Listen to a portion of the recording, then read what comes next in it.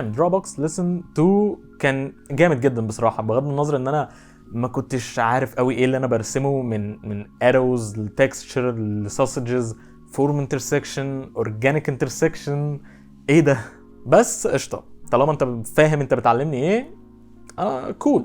بس هنا بقى كنت عايز اجرب حاجه، وهي ان انا لو اتفرجت على الفيديوز بتاعت سكيلرز 2 فعلا زي ما اتكلمت عنها في الفيديو اللي فات هتفرق معايا وانا بحل الواجب، وزي ما انت شايف بتفرق فحت. فتمام، وش قلت لازم هتفرج على الفيديوز بتاعتها قبل ما اعمل اي واجب من واجبات الليسن ده. المهم الليسن بيبدا بالاروز، واللي فيها بيفهمك ان الورقه اللي انت بترسم عليها دي مش فلات، مش حاجه 2 دي، لا هي 3 دي وليها دبس. ومن الاروز والسوسجز انا بدات افهم ايه قصده ان الورقه دي شباك لعالم 3 دي، وازاي احرك الحاجات اللي انا برسمها جوه العالم ده. وبعد كده دخلنا على التكستشر والشيدنج، مع اننا بنستخدم حبر، يعني انت عندك 2 values يا 0 يا 10، فيعني كنت اللي هو ايه.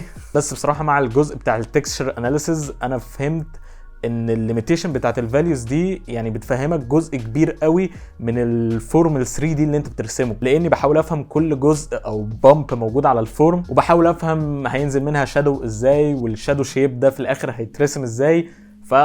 حوار. بس هو بيثبت عندي كونسبت ان اللي انا برسمه ده فورم وعليه فيه فورمز صغيره جامد، والحوار ده بيثبت اكتر مع الجزء بتاع الدايسكشن. بعد كده دخلت على ثالث حاجه في الليسن وهي الكونستراكشن، واللي فيها بيشرح البروسيس بتاعها، والحوار ده فيه حاجات كتيره جامده جدا، زي مثلا ازاي تبص على الحاجه اللي انت بترسمها باكس راي فيجن. بعد كده خدت واجب الفورم انترسكشن، ده عباره عن ان انت بترسم البيزك بريميتيفز، يعني بوكس، سفير، سيلندر، كون، بريزم، بتدخلهم في بعض وبتدرس الانترسكشن ما بينهم عامل ازاي. وفي الجزء ده في نصيحه حلوه جدا اتقالت لي من مس بيكاران، وهي ان انا اعمل ماستر كوبيز للاتمت بتاعت واحد اسمه كراش هيرمت تقريبا من على ارت ستيشن، وبعدها اعمل انا الاتمت بتاعي انا من غير ما انقل حاجه، عشان انت لو اعتمدت على الماستر كوبي بس انت كده نقلت من غير ما تتعلم حاجه.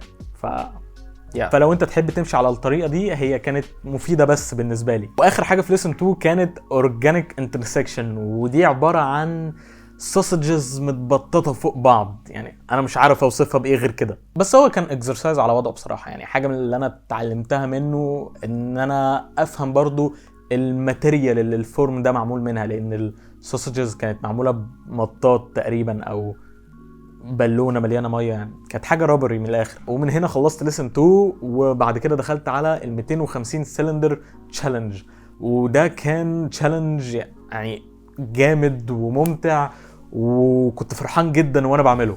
They ask you how you are, you just have to say that you're fine when you're not really fine, but you just can't get into it because they would never understand. 250 سلندر ليه؟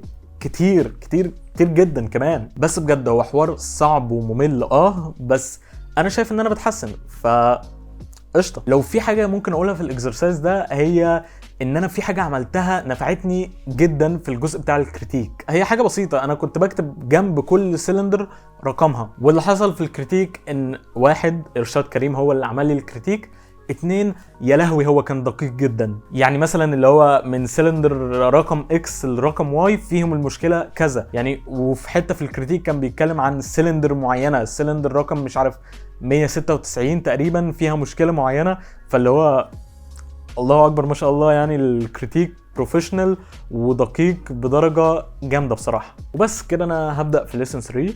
هعرض دلوقتي الرسومات اللي انا عملتها، وسلام.